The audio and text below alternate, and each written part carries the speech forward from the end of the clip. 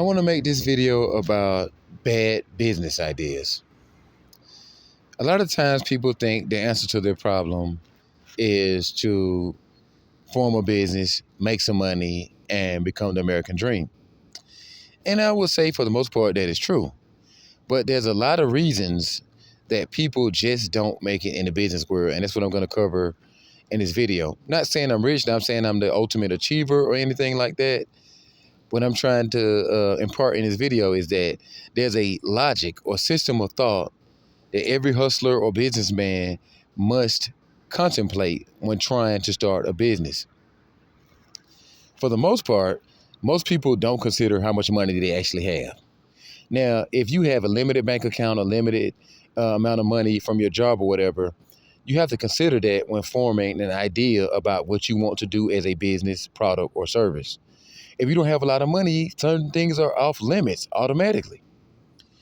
The same can be said for if a person doesn't have a team of accomplices or people willing to help you act out the business.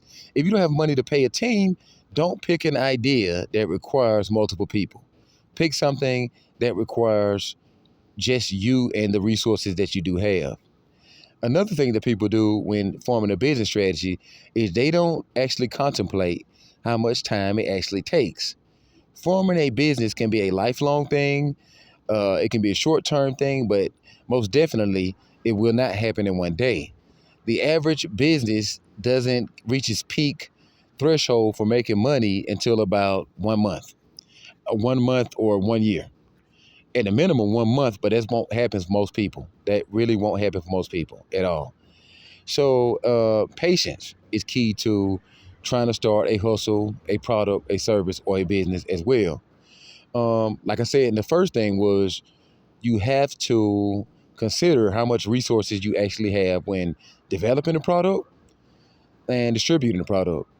If you don't have a lot of the money to make a product, don't pick ideas and things that require a lot of detail or a lot of finesse or a lot of um, opulence. Pick simple stuff, simple ideas or whatever. And so another thing that happens when people form a business idea, they don't really consider how long the actual production of whatever you're selling actually takes. Once again, patience is key to understanding how to distribute something, because if you pick something that takes a long time, it'll be harder to sell more units or whatever. So now after that, I would say that most people fail because they're not realistic about what they want to sell or what they want to do.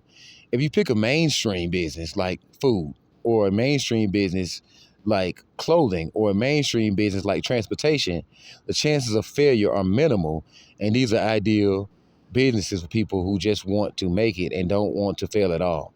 If you pick extravagant ideas like maybe a new type of beverage or a gadget or invention or something like that, the chances of making it are very slim, and the competition is great on those ideas.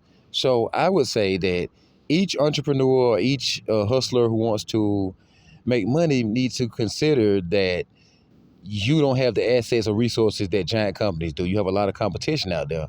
So you have to pick safer ideas in order to ensure that you will actually make any money.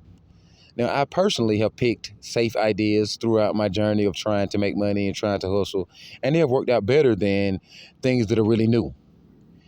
Uh, a secret that I will inform everyone of is that most people don't actually like super new stuff. They like familiar concepts with a new spin on them. They don't like hyper new or something alien to the senses totally. And your customer or consumer is the one who you must consider when trying to make a product, because a lot of the times, if they can't identify a product within a matter of seconds, they won't even take an interest in it.